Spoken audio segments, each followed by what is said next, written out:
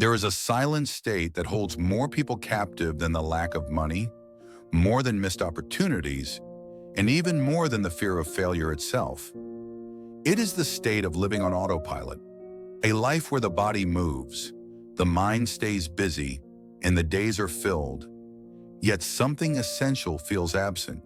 You wake up, you meet expectations, you respond to demands, you solve problems, you stay productive.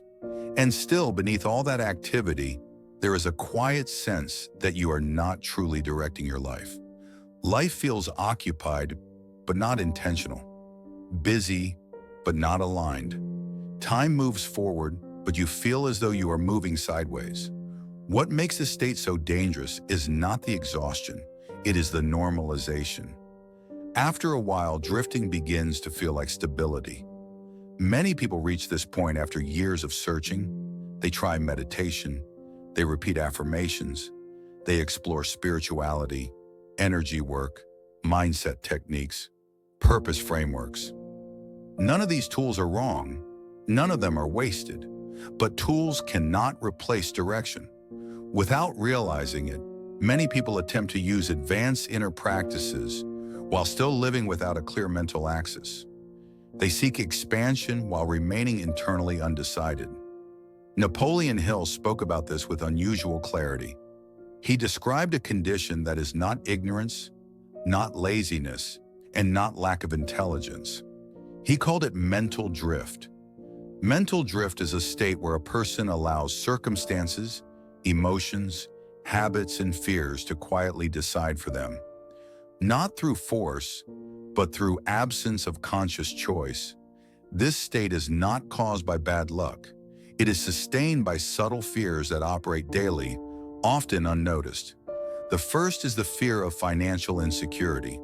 Not only the fear of lacking money, but the deeper anxiety of instability. The fear of not being able to sustain oneself, of making the wrong move, of losing ground. When this fear dominates, the mind enters survival mode. And a survival mind does not envision the future. It reacts to the present.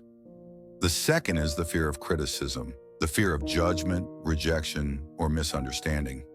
This fear causes ideas to be abandoned before they are born. Many people do not fail through action, they fail through anticipation. The third is the fear of losing control over health in the body. This fear pulls awareness into constant vigilance, scanning for threats, interpreting sensations, imagining outcomes.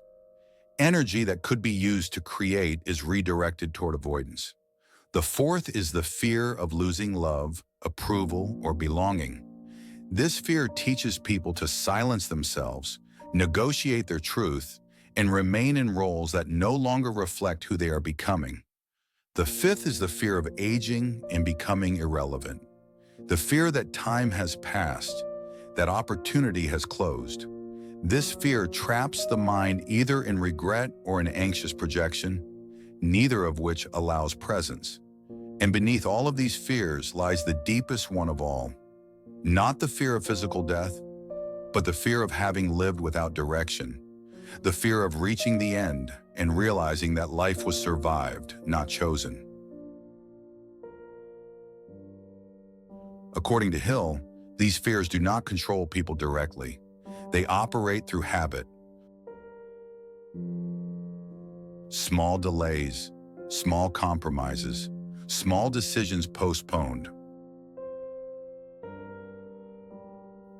Over time, these patterns solidify into an identity built on reaction rather than creation. This is why so many people feel like they are constantly starting over while never truly moving forward. It is not a lack of effort, it is a lack of inner structure. No method works consistently when a person lives on autopilot. Meditation becomes escape. Affirmations become mechanical repetition. Spirituality becomes temporary comfort. Without an internal axis, even progress feels fragile. Hill made a simple but powerful statement. No force can permanently control a person who has a clearly defined purpose and a direction toward it. Purpose is not a perfect vision or a motivational sentence. It is clarity about who you are choosing to become, even before you know exactly how. Purpose organizes the mind. It stabilizes emotion. It gives energy somewhere to flow. Often, purpose does not arrive as a sudden revelation. It reveals itself quietly through patterns already present in your life. Notice where people naturally seek you out. Notice what you learn quickly and deeply. Notice which problems in the world move you emotionally. Ask yourself honestly, if financial pressure disappeared today, how would I choose to contribute? What kinds of conversations leave me energized rather than depleted? What form of service would I offer even without recognition? As these questions are held, not rushed, something shifts. Confusion begins to settle into direction, and direction, even imperfect, is far more powerful than endless searching. Leaving autopilot does not begin with perfect clarity. It begins with identity. You stop asking only what you should do and start asking who you are deciding to become. You do not need to find your ultimate purpose today. You only need to choose a conscious direction, a provisional purpose, an internal axis. From that point on, everything you have already learned begins to align. Discipline, action, awareness, and spirituality stop competing and start cooperating. Perhaps you are not blocked. Perhaps you have simply lived too long without deliberate direction. Today, you do not need to fix your entire life. You only need to make one clear decision: to stop drifting, to step out of autopilot, to choose again, today. And here's a simple practice you can do right now: a 90-second reset to interrupt autopilot. First, place one hand on your chest and breathe slowly. Inhale for 4, hold for 2, exhale for 6.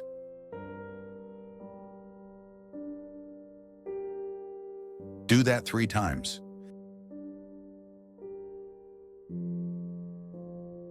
Then ask yourself one question and answer it honestly in one sentence. What am I pretending not to know? Don't overthink it. Let the first real answer surface.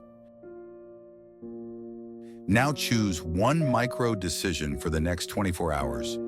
Something small, but undeniable. One message you've been avoiding, one boundary you've been postponing, one task that moves you forward by one step. Not to prove anything, but to restore self-trust.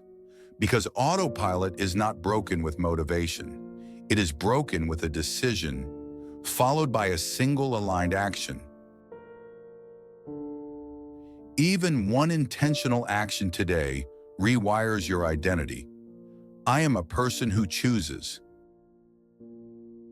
If this message resonates with you, write in the comments, "I decide now." This is not a comment, it is a commitment. Be prosperous from the inside out.